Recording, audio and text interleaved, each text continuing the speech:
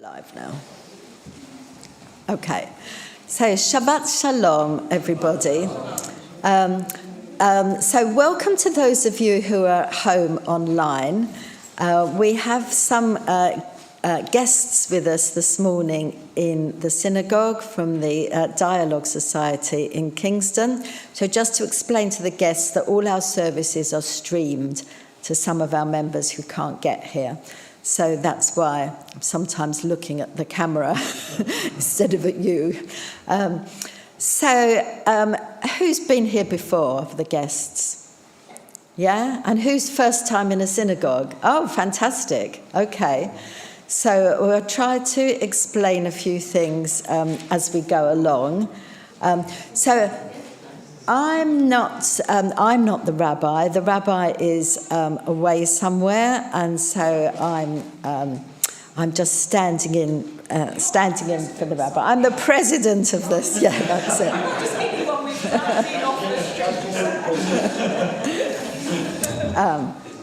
Okay. So what you will need is a prayer book. I know mine's red, those are blue, just like the passports, two different colours. And also there's a sheet that looks like that because some of what we sing is in Hebrew, which we guess you don't read, and so it's been put into transliteration, English letters, and I'll try to point out what's where. So in the prayer book, we're going to start on page 117, with Ma Tovu, and it says the congregation will stand, so feel free.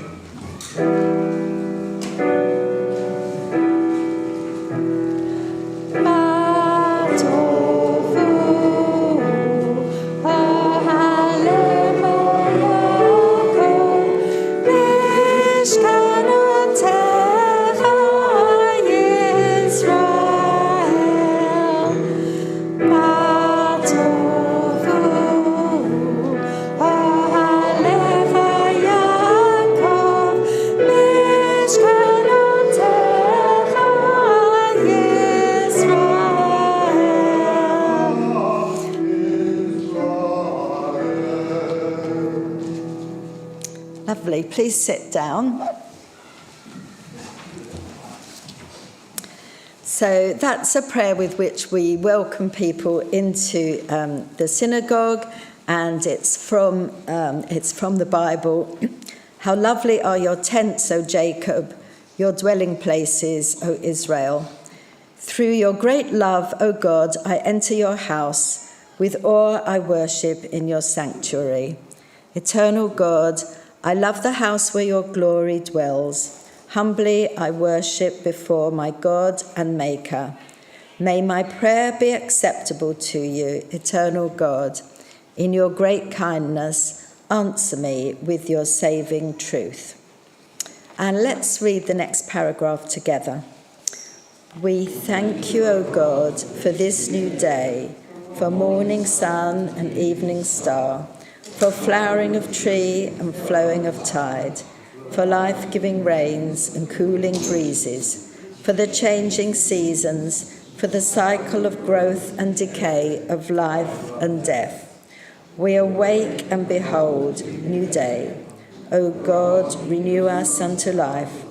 Teach us to recognize your presence in creation.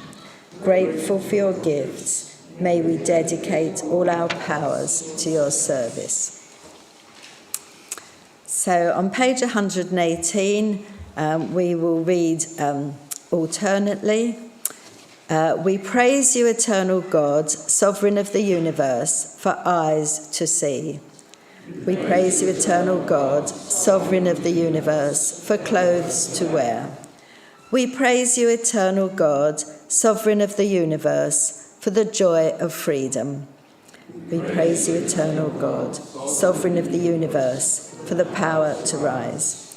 We praise you, eternal God, sovereign of the universe, for providing for all our needs. We praise you, eternal God, sovereign of the universe. We praise you, eternal God, sovereign of the universe, for the blessing of sleep and the privilege of waking to a new day. We're on page 119. Baruch she'amar v'haya ha'olam, baruch hu. We praise you, our God, sovereign of the universe, worshipped by your people, lauded and glorified by those who love and serve you. With songs of praise we extol you and proclaim your sovereignty, sole source of the life of all worlds. We praise you, sovereign God, to whom all praise is due. I realise I didn't point out to the guests, but you've probably realised that the book goes the opposite way to what you expect.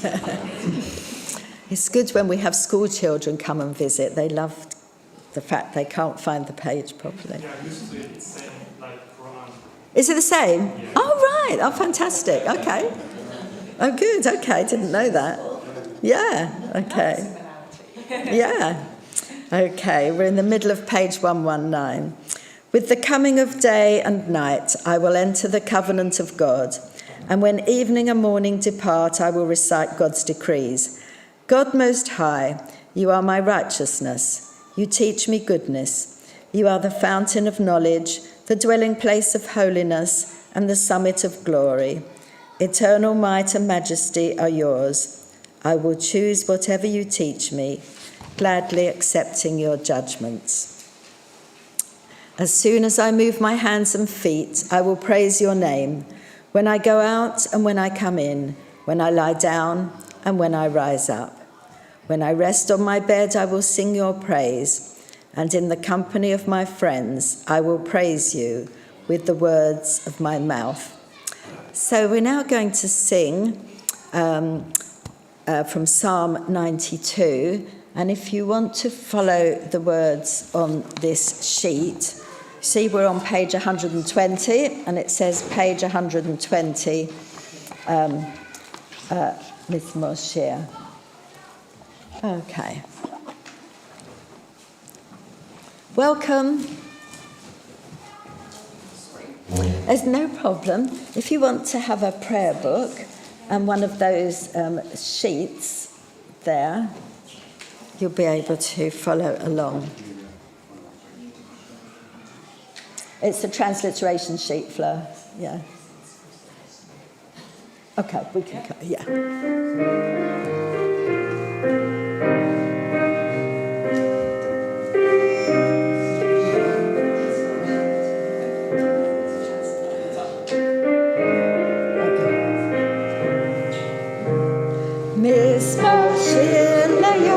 Shabbat, tov lehodot l'Adonai, ולזמר לשמך עליון, ולזמר לשמך עליון.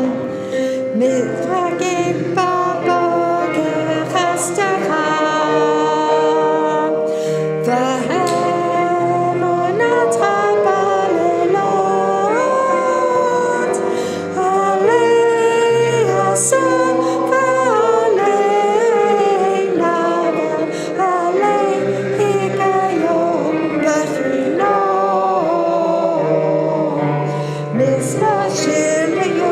Shabbat, tov lehodot l'Adonai, ולזמר לשמך עליון, ולזמר לשמך עליון, כי שימחתני אדוני בפועלך,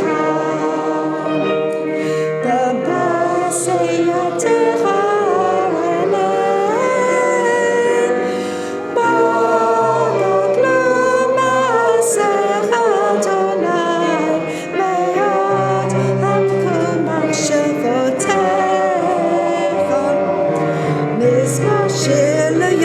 Shabbat, tov lehodot l'Adonai, ולזמר לשמך עליון, ולזמר לשמך עליון.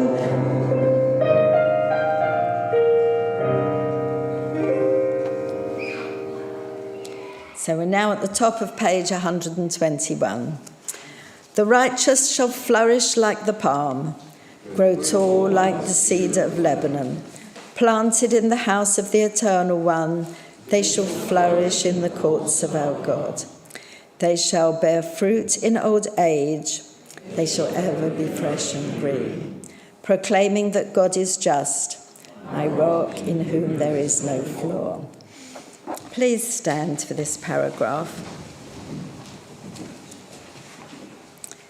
Yishtabach shimcha la'ad malkeinu, ha'el ha'melech ha'gadol v'ha'kadosh, v'shamayim uva'aretz. Ki lecha na'eh Adonai Eloheinu v'Elohei avotenu, shir u'shvacha, halel v'zimra, barachot v'hodaot, me'ata v'ad olam, baruch ata Adonai, habocher b'shirei zimra. So now we're going to turn to page 135. And please stay standing. And again, if you're looking at this sheet, we are there where it says 135 because we're going to sing a couple of things.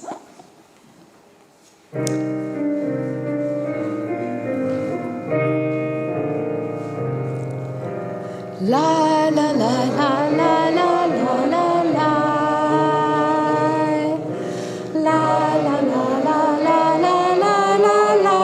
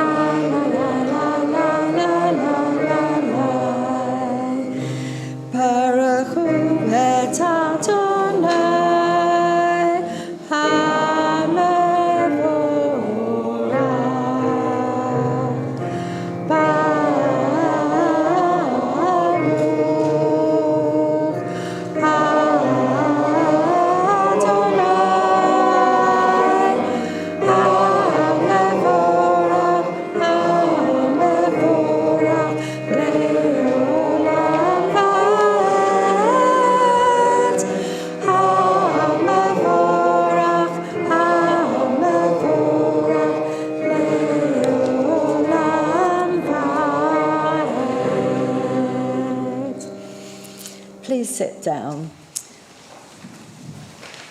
Welcome anybody who's come in the last few minutes. We're on the top of page 136. Let's read together. We praise you, Eternal One, our God, Sovereign of the universe, Maker of light and Creator of darkness, Author of peace and Creator of all things. In your mercy you give light to the earth and all who live on it. And in your goodness you renew creation continually day by day. How manifold are your works, O God! With wisdom have you made them all. The world is full of your creations. Your handiwork proclaims your praise. The radiant stars bear witness to your glory. We praise you, O God, Creator of light.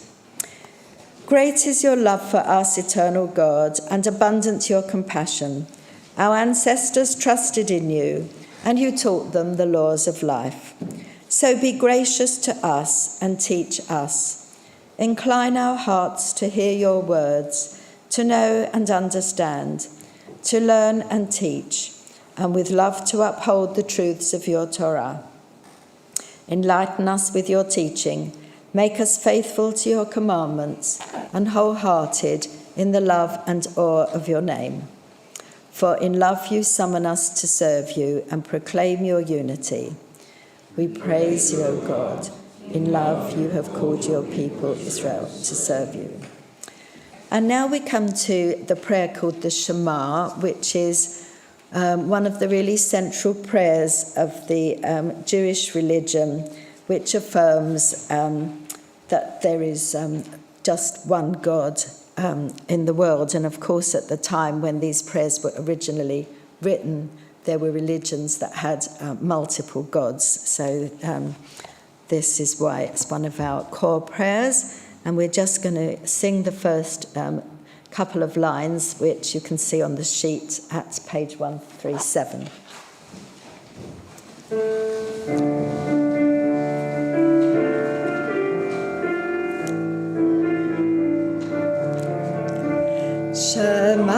Yisrael Adonai Eloheinu Adonai Echad. Shema Yisrael Adonai Eloheinu Adonai Echad. Shema Yisrael Adonai Eloheinu Adonai Echad. Shema Yisrael Adonai Eloheinu Adonai Echad. Baruch Shem Kavod Malchuto Le'olam Va'ed. Baruch Shem Kavod Malchuto Le'olam Va'ed. Shema Yisrael Adonai Eloheinu Adonai Echad. Shema Yisrael Adonai Eloheinu Adonai Echad. Va'ahavta et Adonai Elohecha v'chol levavecha uv'chol nafshecha uv'chol ma'adecha v'hayu hadvarim ha'ele asher anochi mitzavacha hayom al levavecha v'shinantom levanecha v'dibarata bam v'shiftecha b'veitecha uv'lechtecha v'aderech uv'shachbecha uv'kumecha v'kasharatom le'ot al yadecha v'hayu letotefot bein einecha v'chtavtom al mezuzot beitecha uv'visharecha. You may sit down. Lama tiskaru v'asitem et gnotai v'eitem kadoshim le'elochem ani Adonai Elohechem asher hotzeiti etchem me'eretz Mitzrayim liot lachem le'Elohim ani Adonai Elohechem. Good and beautiful and true, sound, established and enduring are these words, now and forever. True it is, Eternal One, that you are our sovereign God and Redeemer, as you are the God and Redeemer of our ancestors. You are our Maker, the rock of our salvation. We have known you always as our helper and our liberator. There is no God but you. Truly you are first and you are last. We have no Redeemer but you. You redeemed us from Egypt and freed us from the house of bondage. Then, with great joy, Moses, Miriam, and all Israel together sang to you this song.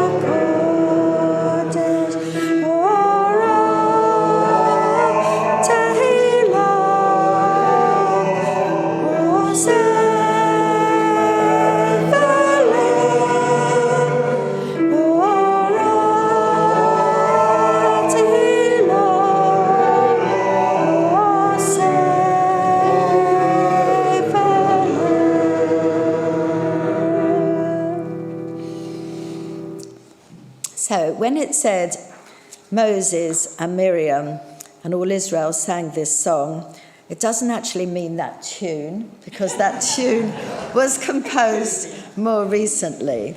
But the words there, Mi Chamocha, who is like you, eternal God, that's from the Bible, from the book of Exodus, where the people of our ancestors, the people of Israel, back in the time of Moses, were slaves to the Pharaoh of Egypt.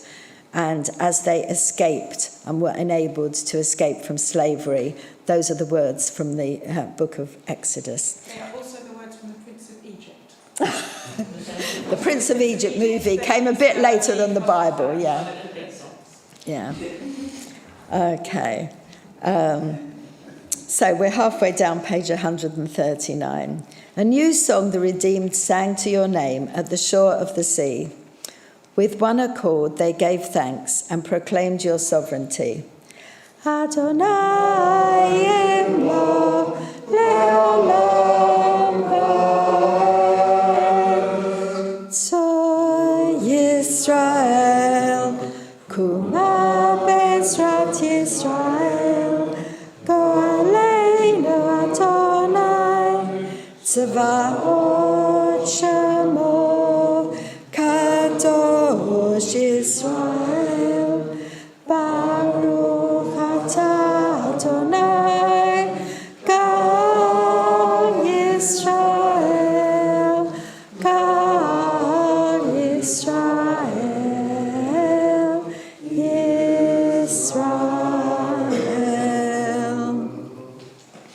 Okay, we're on page 140. Please stand for the Amidah.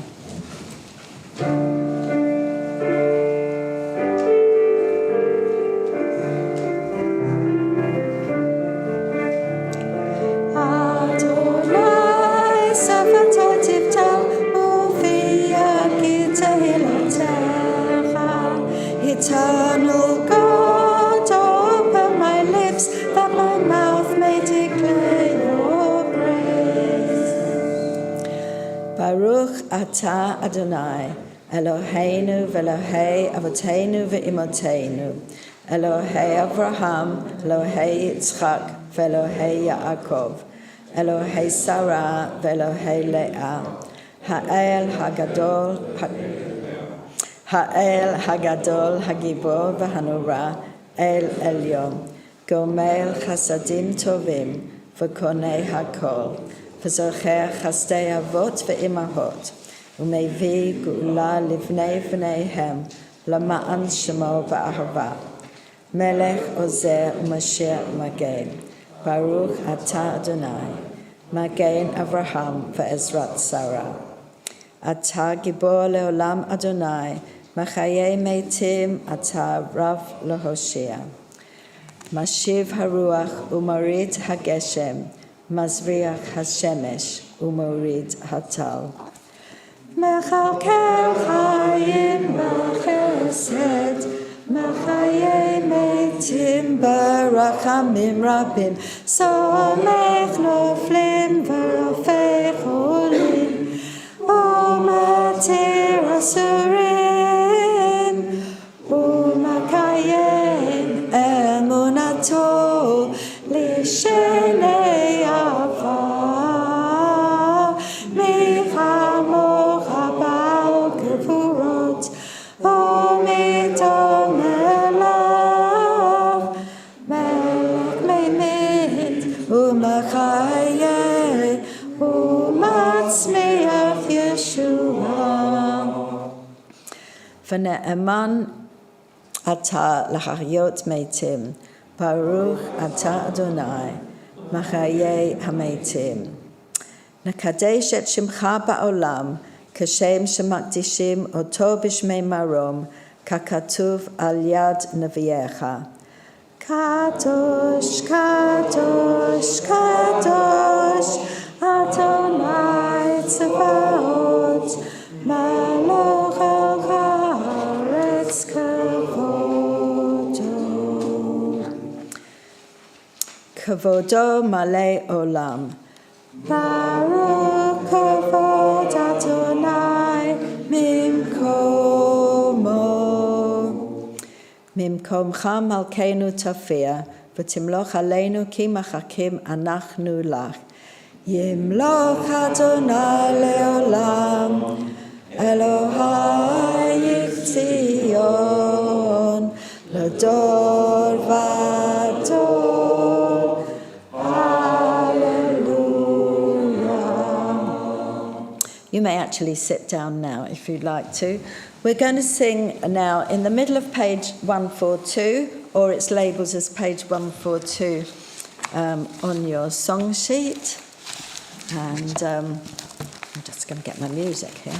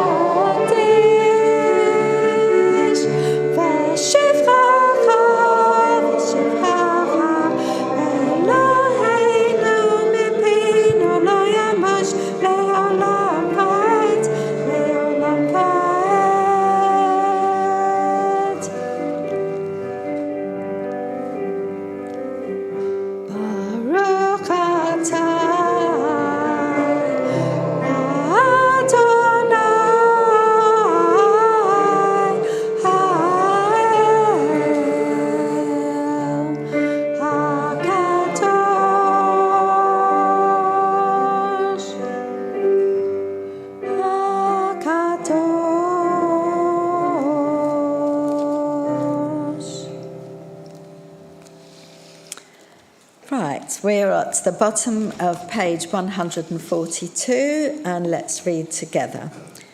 You inspired our ancestors to hallow this day for your service. When upon its coming we pause to contemplate our life, we learn anew that we do not live by bread alone, but also by the spiritual nourishment we receive when we open ourselves to your influence. We thank you for the Sabbath day and for the opportunity it offers to enhance the quality of our lives. We thank you for its joy and for its peace. May our worship help us to take into our hearts its message of holiness and consecrate all our days by devotion to what is true, beautiful, and good. Yismachu b'malchutcha, Yismachu b'malchutcha, Shomrei Shabbat v'korei yanek, Amekadshei shavi, Kulam yismeu v'yitamku mitavecha, v'hashvi.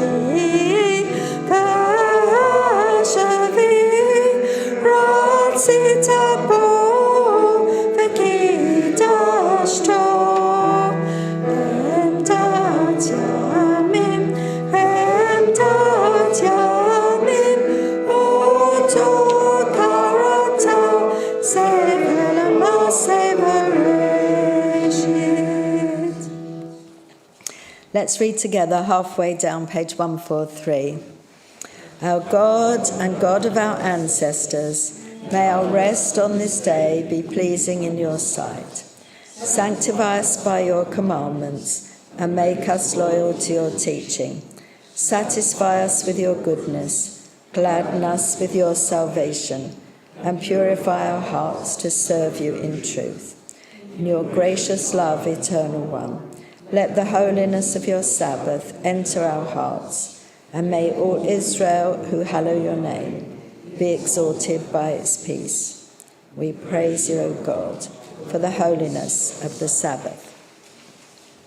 And now we're going to the middle of page 144. Modim anachnu lach, she'ata hu Adonai Eloheinu v'Elohei avotenu leolam va'ed, tzur chayenu magen yish'enu, ata hu lador vador.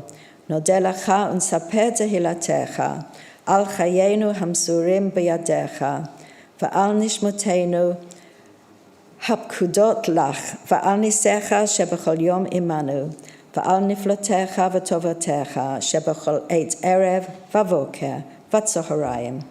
ברוך אתה אדוני, הטוב שמך, ולך נאה להודות. And now we're going to sing Sim Shalom, which is at the bottom of page 144. So in the song sheet, you've just got like the chorus line, so you can feel free to join in.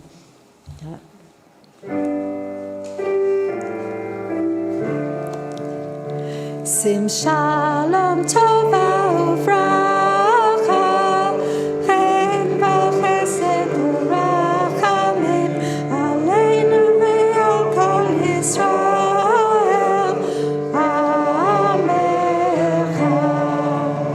Sim Shalom Tova Uvracha, Chen v'chesed u'rachamim, aleinu ve'al kol Yisrael.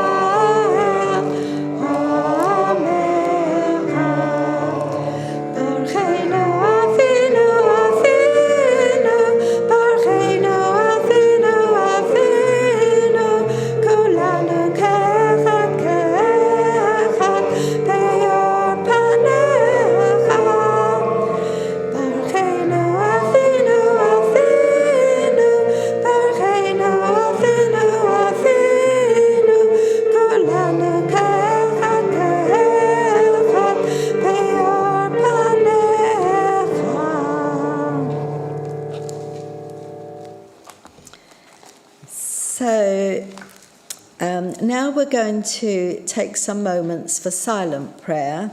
You can either read the prayer that's on page 145 at the second half, or you can just say your own silent prayers, and we'll come back together with singing Yehiyu L'Ratzon on page 146 in a couple of minutes.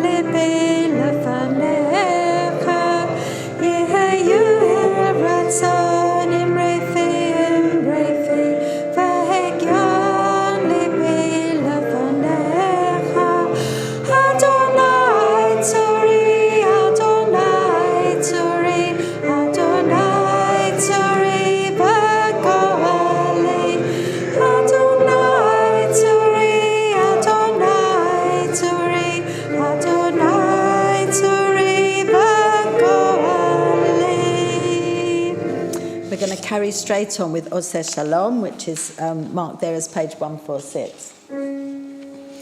Oseh Shalom b'roman, Oseh Shalom aleinu, ve'al kol Yisrael, ve'al kol bnei Adam. Oseh Shalom, Yaseh Shalom, Shalom aleinu.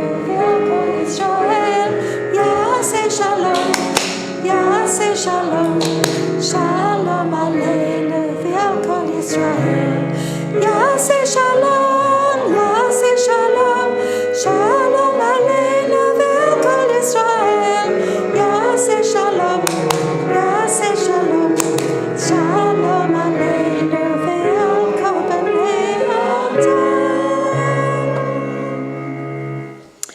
So that last song was, "May the Most High, source of perfect peace, grant peace to us, to all the people of Israel, and to all the world." And on that note, we're very happy to have an Interfaith Shabbat, where we're welcoming members of the Dialogue Society. It's wonderful that you have come today, and we're very happy to have you here. And Judith, is there anybody out there in the world who I should greet in the cyber world? You can say hi to Seymour and Deborah. All right, Seymour, Deborah. Hello, Seymour. Hope you're feeling better. Seymour's been in hospital. Now we come to the part of the service where we read from the Torah. So just for anybody who hasn't been in the synagogue before, this is the ark where we keep the Torah scrolls. And all synagogues look different from the outside, but more or less similar inside, because they have an ark where the Torah scrolls have kept, and it quite often has these words on the ark or thereabouts. Now, even though you can't read Hebrew, does anybody know what those words are? Okay, so count up how many lines of text there are. Yeah, 10 Commandments, exactly, yeah. So those are the 10 Commandments, and as you probably know, in the 10 Commandments, a lot of them are you shall not steal, murder, commit adultery, etc. So when you keep seeing this word here, there, that's your don't. Yeah, that's your don't. So inside there we have our Torah scrolls. We're going to open it in a moment. Over there we have like a little cupboard thing, which is our old ark, because before the Kingston liberal Jewish community had this building, they used to just meet and have their services in people's homes. And so they had a portable ark, which also has some Torah scrolls in it, and it's really kept there now as a kind of... And Sandra, it is made by a founder member. And it was indeed made, yes, indeed. It was made by one of our early members who is no longer alive, but was very good with woodworking. So I'm now shuffling around. Designed to fit in the back of his Volvo estate. Is that right? Okay. Now we're getting down to the details here. So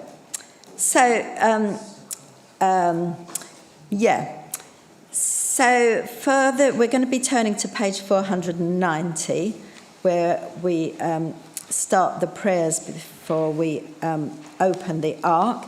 And I'll just explain. Actually, I've got some copies of the Torah readings here in English. Does somebody want to hand out some copies?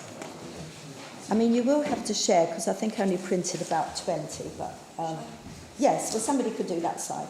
Make somebody else do some work as well.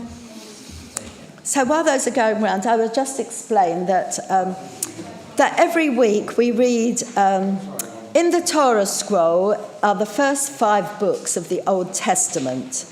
That's from the creation, begins with the creation, ends with the death of Moses.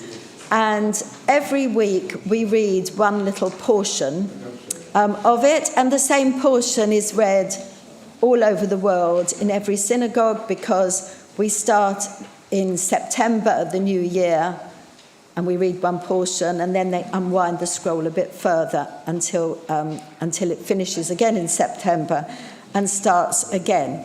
So when we get on to the reading, which I will do in Hebrew, but you've got the English there,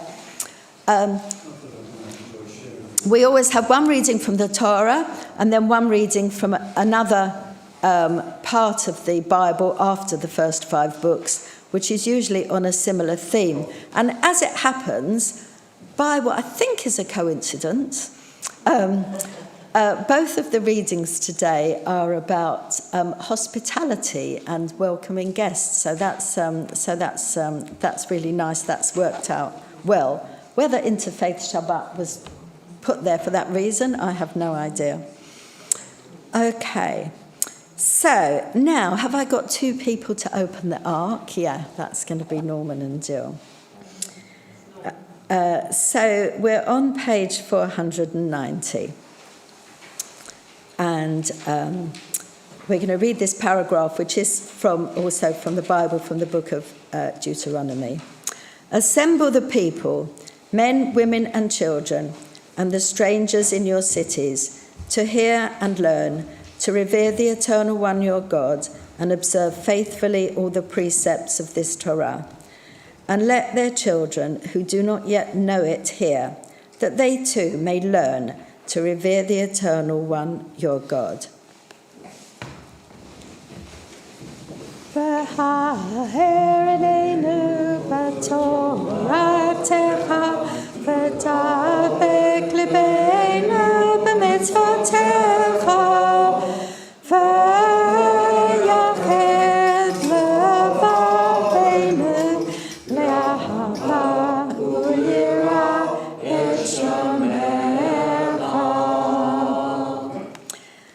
Shema Yisrael, Adonai Eloheinu, Adonai Echad.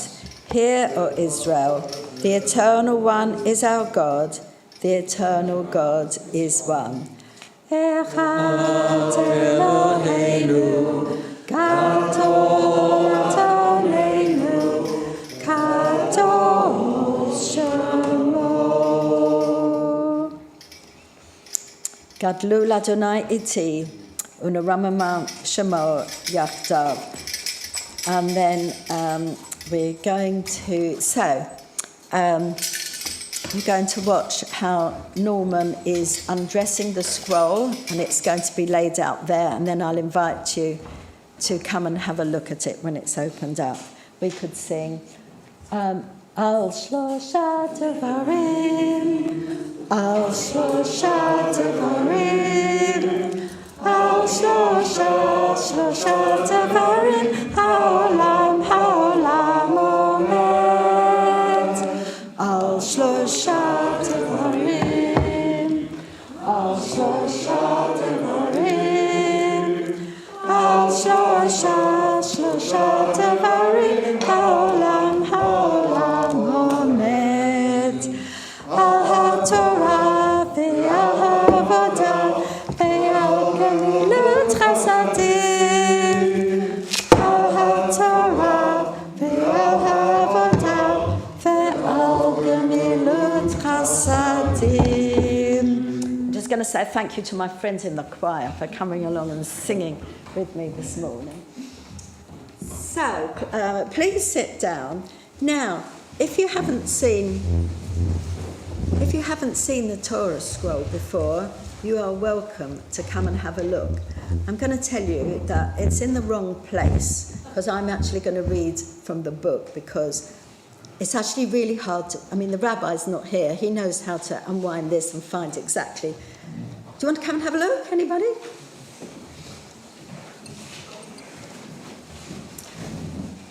I've seen one before. You've seen it before, okay. So, this is how it's written in columns on parchment by hand. And when we read from the scroll, if we're actually reading from the scroll, we use this thing with a little hand on the end, called a yad, which is hand, which is similar in Arabic. Yes, anybody knows? If we have Arabic speakers with us. Okay, all right. I believe it's the same word in Arabic, because somebody once told me that. Else, yeah. And the reason we use that is, first of all, because it's easier to find your place if you're pointing, but also because we're not supposed to touch this, because it's parchment and it's delicate and it's quite old. So right at the beginning here would be like the creation story. In the beginning, God created the world, and then when it's unwound right to the other end, that would be with the death of Moses. So we've really just opened it up. So normally the rabbi would stand here and read from the scroll, but you're all going to sit down and I'm going to read the Torah reading from the book, because I haven't found the right place. But It's very similar to the Quran. I think it's probably because both Hebrew and Arabic are the same language that it start reading from the right to the Right. So I didn't know that about the Quran. That's it. Yeah, they are very similar languages. Yeah. Could I ask you a question as well? Yes, please. So in the Quran, for example, Muslims believe it's the word of God, and I know in Judaism we have the different books as well. Is the Torah believed to be the word of God, or is it? It is. So the Torah is believed to be the word of God as given to Moses on Mount Sinai, with the Ten Commandments being like highlights of the Torah, because that's somewhere right in the middle, more or less, right in the middle of the scroll is where you come to. What's the language? Hebraic or Aramaic? It's Hebrew. Hebrew. Okay. Yes. So some of our prayers are in Aramaic, but I'm pretty sure that this is biblical Hebrew. Yeah. Yes. And when you look in the prayer book, you'll see that the letters have like little dots underneath, and those are the vowels, because Hebrew is actually written here without vowels, which makes it even harder to read because it hasn't got the vowels in it. But when we have a book printed, that helps us to read it. Is that the same as well? Oh, amazing. Oh, that's really good. It looks like the letters from the Lord of the Rings. Maybe that is Hebrew. Interesting. Okay. Thank you very much. Feel free to go.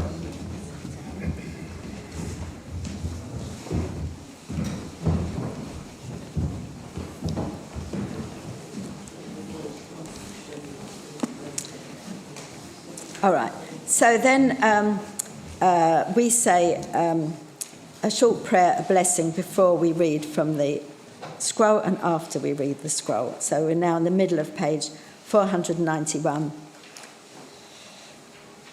Baruch hu et Adonai hamavorach hamavorach leolam va'ed. Baruch atah Adonai Eloheinu melech haolam asher bacha banu mikol ha'amim v'natan lanu et Torato. Baruch atah Adonai noten haTorah. So now I'm going to read Genesis chapter 4, verses 10 to 21, not 10 to 27 as it says on the sheet, because that was a misprint by me. Here we go.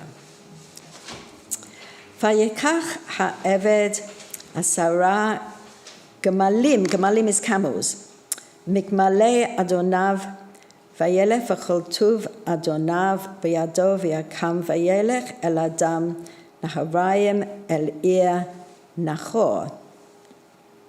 V'yavrech hagamalim michutz la'ir el ba'er hamayim la'et erev la'et tzeit hashoavot. V'yomar Adonai Elohei Adonai Avraham hakrena lefanai hayom v'asei chesed im Adonai Avraham. Hinei anochi natzav al ein hamayim uvnot ashnei ha'ir yotzot lishov mayim. V'haya hana'ara asher amar eleha hatina chadech v'eshteh v'amara sheteh v'gam gmalecha ashkeh oto hachotcha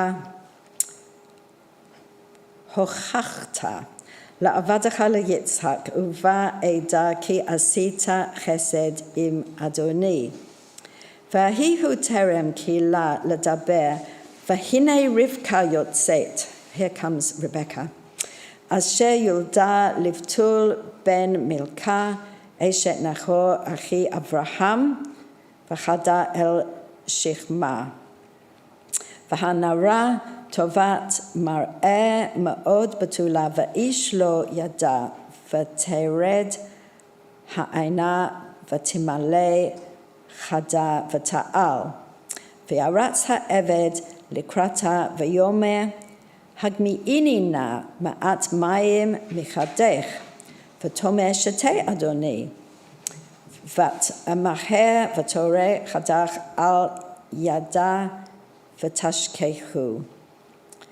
ותחל להשקותו ותאמר גם לגמליך, אשאב עד אם כי לא לשתות. ותמהר ותקדעה אל השוקת ותרץ עוד אל הבאר לשאוב ותשאף לכל גמליו. והאיש משתער לה וחריש לעדת החצליח אדוני דרכו אם לא. I don't know if everybody could see the English, but I will just read it in case you couldn't. Then the servant took 10 of his master's camels and set out, taking with him all the bounty of his master. And he made his way to Aram Naharaim, to the city of Nahor. He made the camels kneel down by the well outside the city at evening time, the time when women come out to draw water. And he said, O Adonai, God of my master Abraham's house, grant me good fortune this day and deal graciously with my master Abraham. Here I stand by the spring as the daughters of the townspeople come out to draw water. Let the maiden to whom I say, please lower your jar that I may drink, and who replies, drink, and I will also water your camels. Let her be the one whom you have decreed for your servant Isaac. Thereby shall I know that you have dealt graciously with my master. He had scarcely finished speaking when Rebekah, who was born to, etc., came out with the jar on her shoulder. The maiden was very beautiful and a virgin. She went down to the spring, filled her jar, and came up. The servant ran toward her and said, please, let me sip a little water from your jar. Drink, my lord, she said. And she quickly lowered her jar upon her hand and let him drink.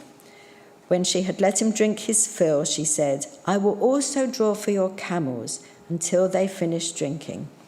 Quickly emptying her jar into the trough, she ran back to the well to draw, and she drew for all his camels. The man, meanwhile, stood gazing at her, silently wondering whether Adonai God had made his errand successful or not. His errand was, of course, to find a wife for Isaac, and there was Rebekah, who was kind and hospitable, provided refreshments not only for the human being, but also for the camels, which was very important. So now we are on to the top of page 492. Baruch atah Adonai Eloheinu melech haolam, asher natan lanu Torah emet, b'chayei olam nata b'tochenu. Baruch atah Adonai noten haTorah. So now the scroll is going to be reclothed and lifted. Okay. Ramamu Adonai Eloheinu v'heshtachavu lahakadosh ki kadosh Adonai Eloheinu. So you may sit down again. While they do that, I'm just going to do the second reading, which I'm only going to do in English, apart from the prayers before and after, and that will be coming from the book of Ruth. So this is also very relevant to our interfaith service today, because in the book of Ruth in the Bible, Ruth is somebody who wasn't from the Israelite nation, but she married one of our ancestors, in effect a Jewish man, and then he died. But she decided to stay with her mother-in-law, Naomi, and she went back to Naomi's homeland and adopted the religion and became subsequently, or was one of the ancestors of King David. So that's a kind of interfaith story, and you'll see it's also about hospitality. So I'm just going to read the blessing for this reading, which is in the middle of page 492. Stop it there. Baruch atah Adonai Eloheinu melech haolam asher bacha b'nviim tovim b'ratzav v'divreihem hanemarim be'emet. Baruch atah Adonai abocher b'torah u'v'Moshe avdo u'v'Yisrael amo u'v'nviei ha'emet v'tzedek. Boaz asked the overseer of his harvesters, "Who does that young woman belong to?" The overseer replied, "She is the Moabite who came back from Moab with Naomi." She said, "Please let me glean and gather among the sheaves behind the harvesters." She came into the field and has remained here from morning till now, except for a short rest in the shelter. So Boaz said to Ruth, "My daughter, listen to me. Don't go and glean in another field, and don't go away from here. Stay here with the women who work for me. Watch the field where the men are harvesting, and follow along after the women. I have told the men not to lay a hand on you, and whenever you are thirsty, go and get a drink from the water jars the men have filled." At this she bowed down with her face to the ground. She asked him, "Why have I found such favor in your eyes that you notice me, a foreigner?"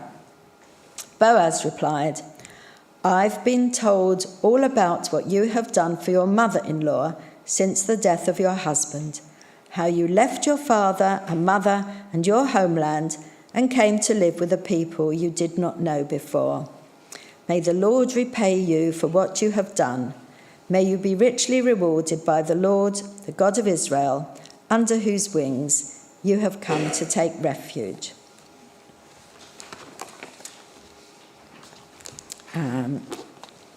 And now we're at in the middle of page 493. Al haTorah ve'al ha'avodah ve'al hanvim ve'al yom haShabbat hazeh shenatata lanu Adonai Eloheinu lekdushav limnucha lachavod u'tiferet al hakol Adonai Eloheinu anachnu modim lach u'mevarechim otach Yitbarach Shemacha b'fi kol chai tamid le'olam va'ed Baruch atah Adonai Makadesh HaShabbat. Please stand. Eternal God, whose dominion embraces the universe, we ask your blessing for our sovereign Lord King Charles and all the royal family, for those who govern our country and all who influence the quality of its national life. Make them conscious of their responsibility and teach them to exercise it in accordance with your will. May we all help to fashion in this country a society that excels in freedom and justice, tolerance and compassion, so that it may be a force for righteousness and peace in the life of humanity. May the one who blessed our ancestors bless all our brothers and sisters of the house of Israel who enter synagogues to pray and to give aid to those in need. May the Holy One, to whom all praise is due, hear their prayers and help them to fulfill their aspirations for good. Let's go over to page 496. This is the covenant I will make with the house of Israel in time to come, says the Eternal One. I will put my teaching within them and engrave it on their hearts. I will be their God, and they shall be my people. No longer shall anyone need to teach a friend or a neighbour to know me, for they shall all know me, young and old alike. So we can open the ark again to put the scroll away. Hashivenu, Hashivenu, Adonai Elecha, V'nashuva.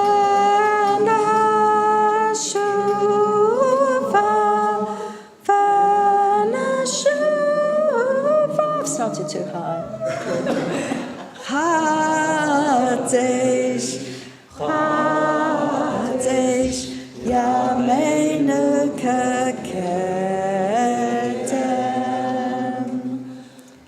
Hadesh, Hadesh, Yameinu Kakedem.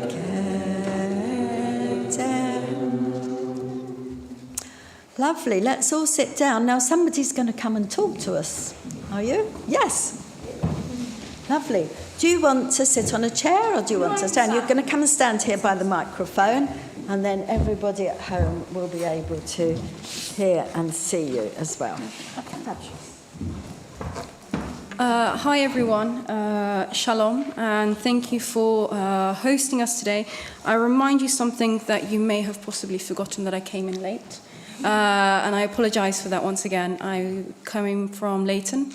I had a little accident on the way, and then we mentioned coincidences perhaps that the readings were on community and interfaith. It was my coincidence that I also bumped into my friend on the way, who was also coming, and we came in together.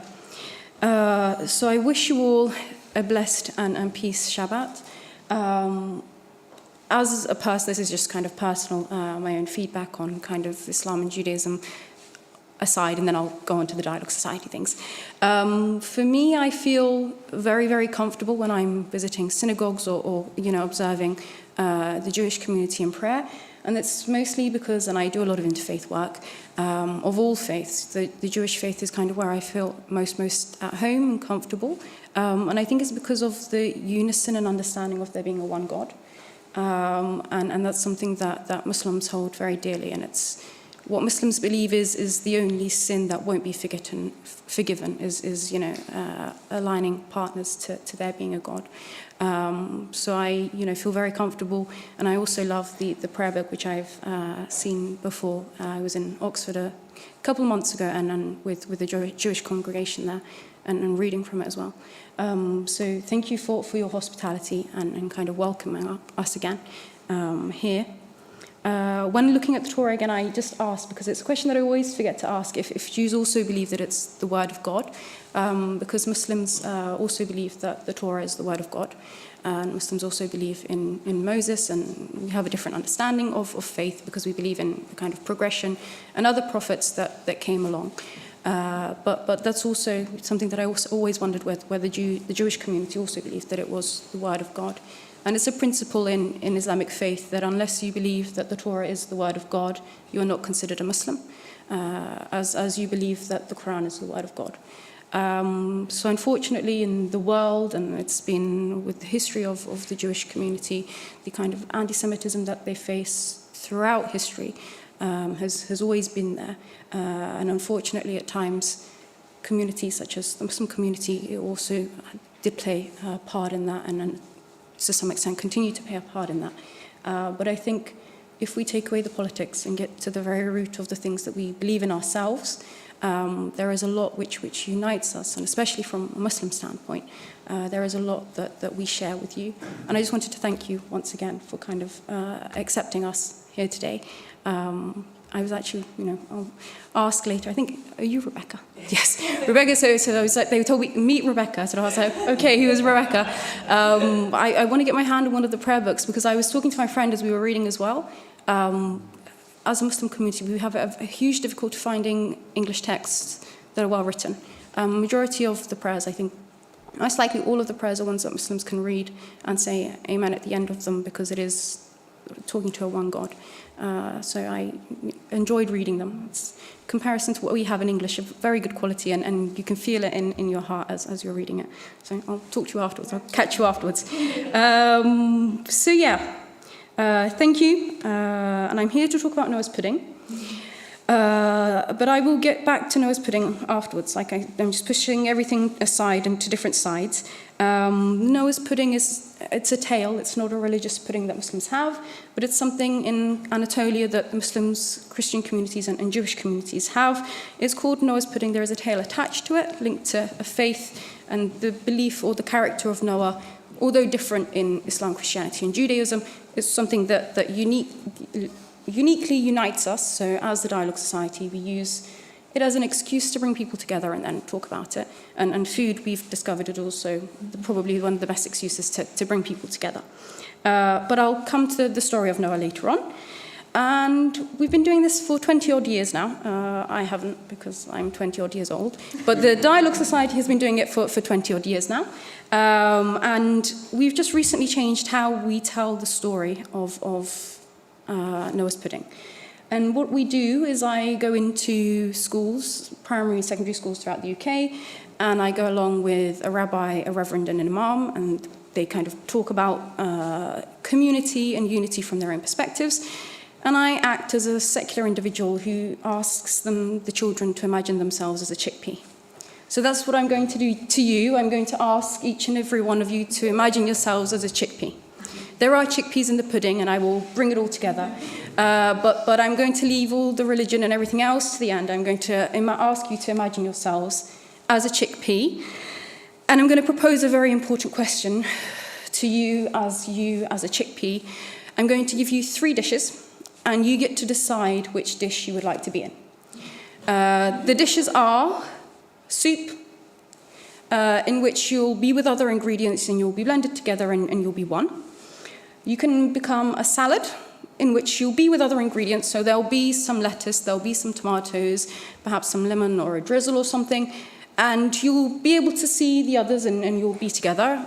And then 3rd is Noah's pudding, and if you haven't seen it, I can't show you it right now because I don't have one around, but I can't really give you any cheaters either or pointers to help you make a decision, but you'll see it afterwards. Or there's a 3rd option of a questionable Noah's pudding that you don't know.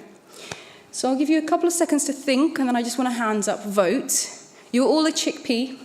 You have soup, you have a salad, or you have Noah's pudding. When I go into schools, these children don't really know what a chickpea is, so take one along with me. And actually, this is the can that you get it in from Tesco's, but actually, there's a process before. But I'm, fingers crossed, assuming everyone knows what a chickpea is. And I'm going to vote. Okay, who wants to be in the soup? Okay. A warm, cosy dish for the autumn season. Who wants to be in the salad? Okay, and the very foreign Noah's pudding. Thank you. Thank you. So those 3 dishes actually represent different models of society. I'm going to kind of take it a little bit further. The soup is a model in which we have lots of different ingredients. So we can have our carrots, potatoes, onions, tomato paste, and of course we've got the chickpea. We put these all through a blender, and they become one, which sounds nice and cozy. But as our individual chickpea, we use the very taste that makes us unique. We use the very shape. We use the texture that makes us unique. And we've become one with something else, which sounds nice and cozy and especially warm in the autumn season that we're in. But when we teach this to kids, we teach this from the perspective of being a totalitarian or authoritative regime. So if you're in the soup, you're in a community in which everyone has to be the same. So you cannot be unique, and if you are, there is anything that makes you unique. You have to either give that away or you'll be punished by society. And for the older children, when we're telling about this, we do tell the story of the Holocaust and the progression of the Holocaust and how that got to that state and stage in history. So for those who picked soup, it's okay, I'm going to let you join the other ones later on. But the soup model, when we're talking to children, is a model of kind of totalitarianism and authoritarianism. And we, give the story of the Holocaust. We also give some recent examples, thinking of North Korea, I don't know if you know, there are 5 or 6 haircuts that you can have, and if you have a haircut which is outside of those, you can be thrown in a cage and eaten alive by dogs and other tragic things that seem like it wouldn't be able to happen in the earth that we live in today, but unfortunately is the reality for people. So the soup is a very tragic example. The salad example is one that if there are any sociologists amongst us, sociologists use. It's an example of multiculturalism. So it sounds very nice that we can all live together, and I can be my chickpea and my friend can be her tomato, and we could all be our individual ingredients, and we're living together in the salad, and we're healthy, and you know, it's good for our health and lower cholesterol. It's something we can eat throughout the year. But with the salad model, what is a bit tragic is the unfortunate case of multiculturalism and its failures is something that we can see in countries like America. So the term multiculturalism is nice, that we're living together with cultures, but we still have borders. And although the tomato and the chickpea may be touching, we need something external to kind of bring us together, and that will be like the nice lemon drizzle or the salt or the pepper or something else that we're adding externally that can bring us together. There's that assumption that the chickpea and the tomato, whenever you put them next to each other, they'll just be a little bland, and it's true, they would be a little bland. And in the example that we give is kind of the failures of multiculturalism in America, and I'll put a map on for the students, and I'll see, this is the orange area of X city. Here's where all the Hispanic people live. And this is the red area of a city, and here's where all the black people live. And here is the black area, which tends to be the suburbs and the nicer, more wealthy areas that have better linked transport. And this is where all the white people live. And then you can go down into the city and look how the quality of life, quality of education changes. I mean, from the outside, we're looking at a society which all lives together and lives peacefully. And on a day-to-day basis, there isn't a lot of conflict. But underneath those layers, that there is a lot of things going on, and things like the Black Lives Matter movement highlighted that. But there are further studies to show, you know, if you're living in a city, from the quality of air that you're receiving to the quality of education that you're receiving, the quality of transport, and then what that means for what you can do and progress on in life changes drastically. So that's kind of the unfortunate critiques of multiculturalism that are out there. Noah's pudding, what I'm here for today, for those one or two people who raised their hands, Noah's pudding for us is what we call like a dialogue model. So what happens in the dialogue model, and it's the story of Noah and Noah's pudding, which we'll come to together, whoever cooked us today's Noah's puddings, I would like to thank them, because it takes a very long time to come together, at least half a day, you know, the preparations and bringing it together. There are several ingredients in it, from dried apricots to barley, and I don't know what was put in this one, so I won't list anything else. But there are quite a few ingredients in it. And how the pudding keeps itself together is with the juices of the individual ingredients. So what is a tomato and a chickpea would link me to my friend is something very organic from within us. And that's something that we believe the process of dialogue takes from us and can put out there. So discussing and talking with one another, that shared experience, the juices from my friend and me will unite and will become one. It's a very long process preparing the pudding itself. But my friend, and you'll see when you see the pudding, each individual ingredient keeps its shape. So it's not like within the soup when we're all mushed and we're all one. And you can taste each individual ingredient that's in there. So I'm sure there'll be apricots in there, so I'm kind of confidently saying apricots, but there may be other dried fruits. And you'll be able to taste each and every one as you take the bite. And the texture's exactly the same, and you'll be able to taste the chickpea as well, and you'll be able to see it. But it's how that difference comes together by itself in the cooking process. And we don't have to add anything external, it's just the ingredients themselves. So it's different from the soup model, that we will remain ourselves. It's different from the multiculturalism model or the salad model that we have to change somehow or need something external to bring us together. It's kind of unique in that setting itself. So I'm for the Noah's pudding model. And that's what we're kind of, you know, when we talk about Noah's pudding, is how we kind of present it today. But back to kind of the Anatolian tale of Noah's pudding.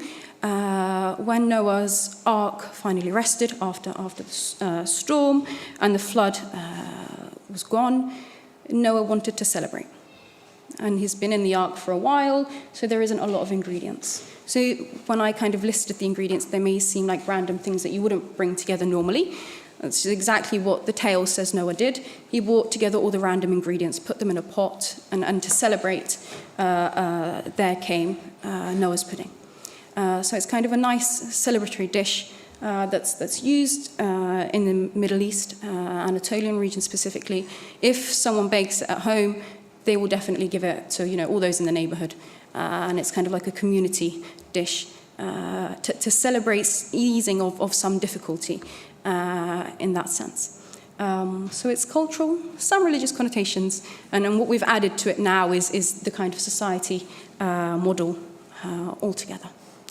So I'll just end there by saying thank you for the warm welcome and hospitality. And I hope you enjoy the Noah's pudding and can kind of contemplate on those values of community and what makes us us and how we can connect with one another. Thank you.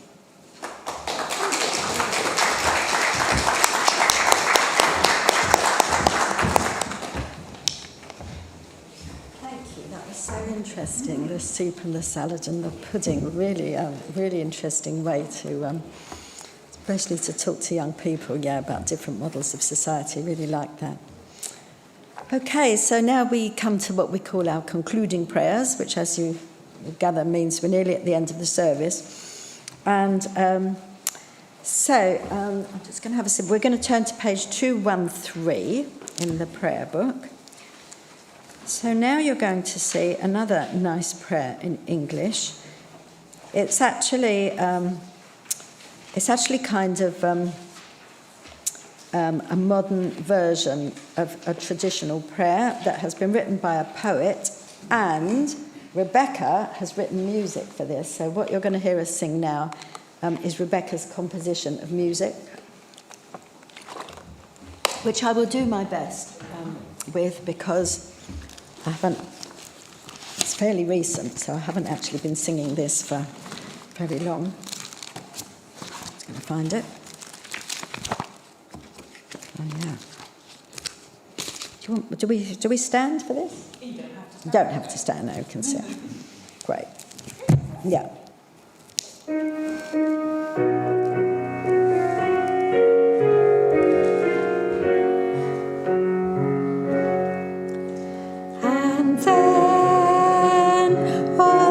Divided us will merge, and then compassion will be wedded to power, and then softness will come to a world that is harsh and unkind, and then men and women will be gentle, and then both women and men will be strong, and then no person will be subject to another's will, and then all will be rich and free and varied, and then the greed of some will give way to the needs of many,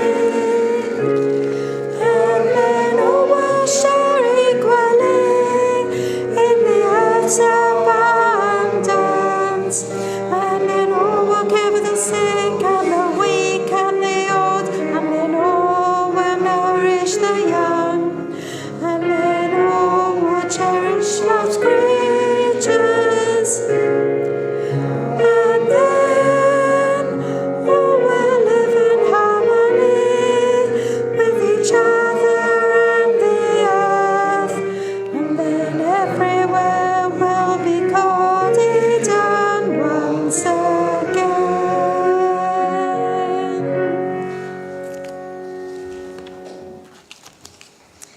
And now this is the towards the end of the service.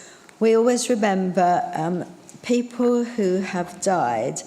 So we have like death anniversaries where people remember, in particular, their mother or father or other dead loved ones on the date that they died every year. And actually, that on the wall there is a tree design where we can inscribe people. Some of them are engraved, as you can possibly see, or you can look afterwards, and some of those are inscribed with people's parents and other loved ones who've died.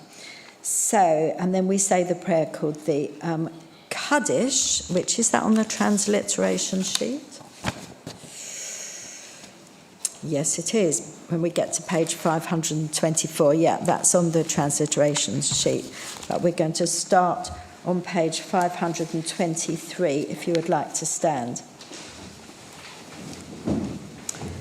It is hard to feel serene when our whole world is not complete, when those who once brought wholeness to our life have gone. Yet in the emptiness their passing leaves behind, we are not alone, for we have the companionship of the living, and even our loved ones who have died live on in our hearts, for what they were is part of what we have become. We honour them best when we live as they would wish, responsibly and happily, even in the shadow of our loss, and so draw closer to the source of life, in whom every life finds meaning, purpose, and hope. And over the page. Yitkadal v'yitkadash shmei Rabbah, v'alma divrach hiratei v'yamlich malchutei, v'chayei chon v'yomei uv'chayei dechol beit Yisrael, b'gola v'zman kariv v'imru amen. Yehei shmei Rabbah mevorach le'olam u'le'almei amaya, yitbarach v'yishtabach v'yitpa'al v'yitromam v'yitnasei, v'yitada v'yitalei v'yitalal shmei d'kudusha b'rechu, la'elom min kol birchata v'shirata, tushbachata v'nehemata, tamimra ba'alma v'imru amen. Yehei shalom rabba min shemaya, v'chayim aleinu ve'al kol Yisrael, v'imru amen. Osei shalom b'imramav, uyasei shalom, aleinu v'al kol Yisrael, v'al kol b'nei Adam, v'imru amen. Please have a seat. Somebody asked me before about Aramaic. I think that prayer is Aramaic. So now our final song, which actually I don't think it's there, but it's only got 5 words, so we'll be all right. It goes, Ma Yafeh Hayom, what a lovely day is this. Shabbat Shalom, which is our greeting for Shabbat, a Shabbat of peace. Okay, thank you. Ma Yafeh Hayom, Shabbat Shalom, Ma Yafeh Hayom, Shabbat Shalom, Shabbat, Shabbat Shalom, Shabbat, Shabbat Shalom, Shabbat, Shabbat Shalom, Shabbat Shalom, Ma Yafeh Hayom, Shabbat Shalom, Ma Yafeh Hayom, Shabbat Shalom, Shabbat, Shabbat Shalom, Shabbat, Shabbat Shalom, Shabbat, Shabbat Shalom, Shabbat Shalom. Any announcements to make? No?